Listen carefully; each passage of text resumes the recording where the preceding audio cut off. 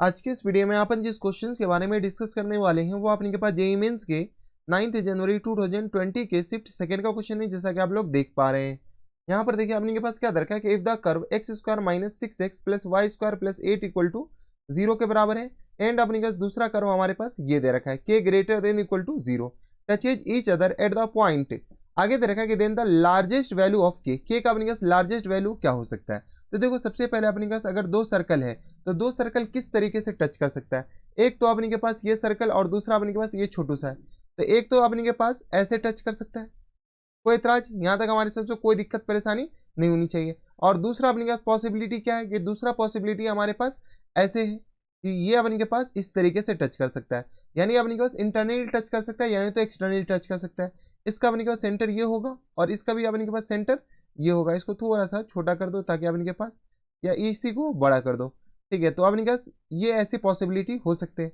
इसका भी अपने के पास सेंटर ये होगा और इसका भी अपने के पास सेंटर ये होगा, रेडियस ये रहा और इसका अपने के पास रेडियस ये रहा, ठीक है। अगर दो सर्कल एक्सटर्नली टच कर रहा है इसका मतलब क्या है, इसका मतलब ये है, इसको थोड़ा सा अबे सीधा हो जा, ठीक है। इसका मतलब ये है कि दोनों के सेंटर के बीच का जो डिस्टेंस होगा वो रेडियस के बराबर होगा।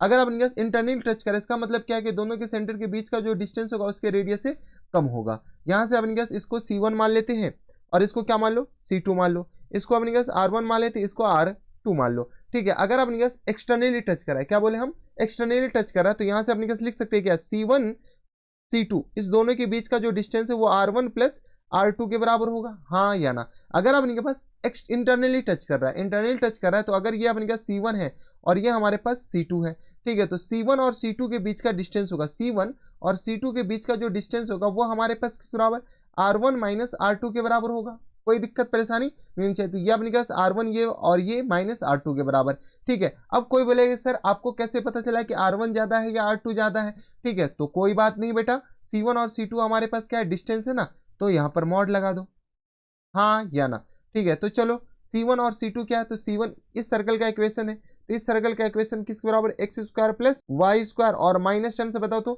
तो ये आ गया 6x और प्लस 8 इक्वल टू आ गया 0 के बराबर।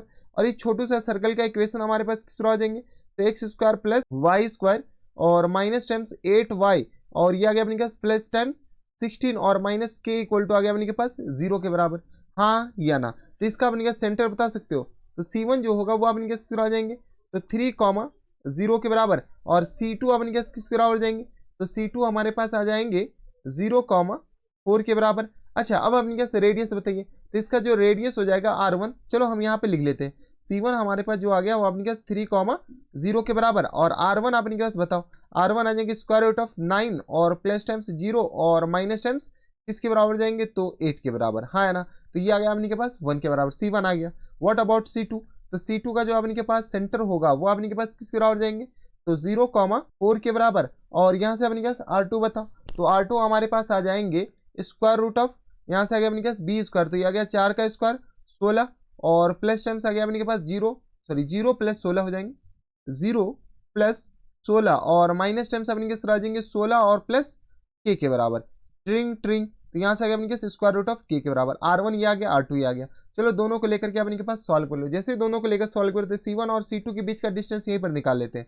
C1 और C2 किसके बराबर जाएंगे, तो स्क्वायर रूट ऑफ 3 का स्क्वायर 9 के बराबर और 4 का स्क्वायर 16, यानी ये आ गया अपने पास 5 के बराबर। तो यहाँ से बताओ, तो ये आ गया किस बराबर 5 equal to R1 plus R2, तो 1 प्लस अपने किस तरह आ जाएंगे रूट के बराबर। ये आ गया अपने पास के का वैल्यू यहाँ से बताओ, तो ये किस तरह आ जाएंगे 5 में से 1 जाएगा तो 4 इक्वल टू आ गया अपने पास रूट के बराबर। तो यहाँ से अपने पास के इक्वल टू आ गया अपने पास 16 के बराबर। कोई इतराज, यहाँ तक हमारे सबसे कोई दिक्कत परेशानी नहीं होनी चाहिए। चलो यहाँ से सॉल्व करो, यहाँ से सॉल्व करो तो C1 और C2 अभी भी तो 5 के बराबर ही होगा, R1 माइनस R2, तो हमें नहीं पता है कौन ज्यादा है, तो हम ले लेते 1 माइनस रूट के बराबर। कोई एतराज नहीं होनी चाहिए यहाँ पर। यहाँ से सॉल्व कर लो, जैसे अपने पास सॉल्व करोगे तो यहाँ से अपने पास 1 माइनस रूट के, यहाँ से इसको दो तरीके से सॉल्व कर सकते हैं।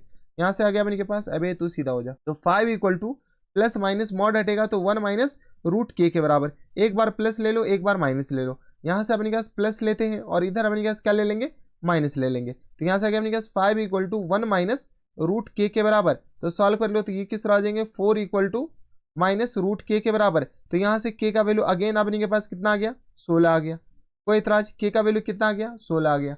दूसरा अपने पास बताओ, दूसरी पॉसिबिलिटी क्या हो सकती है, तो माइनस ले लो, तो 5 इक्वल टू आ गया अपने पास माइनस टाइम्स 1 और प्लस रूट के हम डायरेक्ट लिख दे, तो यहाँ से आ गया अपने पास 6 इक्वल टू किस आ जाएंगे, रूट के बराबर, तो के इक्वल टू किस बराबर जाएंगे 36 के बराबर। क्वेश्चन से जो पूछा है उसी हिसाब से आंसर दे दो। क्वेश्चन से पूछा लार्जेस्ट वैल्यू ऑफ के, तो के का जो लार्जेस्ट वैल्यू हो जाएंगे वो अपने के पास 36 हो जाएंगे, तो 36 is the our correct answer. तो सिंपल सा क्वेश्चन था, बस अब इनके पास ये पता होने चाहिए कि अगर दो सर्कल इंटरनली टच कर रहा है तो क्या होता है और एक्सटर्नली टच कर रहा है तो क्या होगा। इसको थोड़ा सा इनके पास इधर कर दो ताकि हमें अच्छे से पता चल जाए। ये आ गया इनके पास दूसरा। ठीक है, तो ये थे हमारे पास जेईई मेंस के 9 जनवरी 2020 के शिफ्ट सेकंड का क्वेश्चन था। आसान सा सवाल था, बनाया जा सकता था। तो बस इतना इस वीडियो में, मैं आपसे नहीं देखना एक वीडियो में, तब तक stay happy, stay healthy and good bye.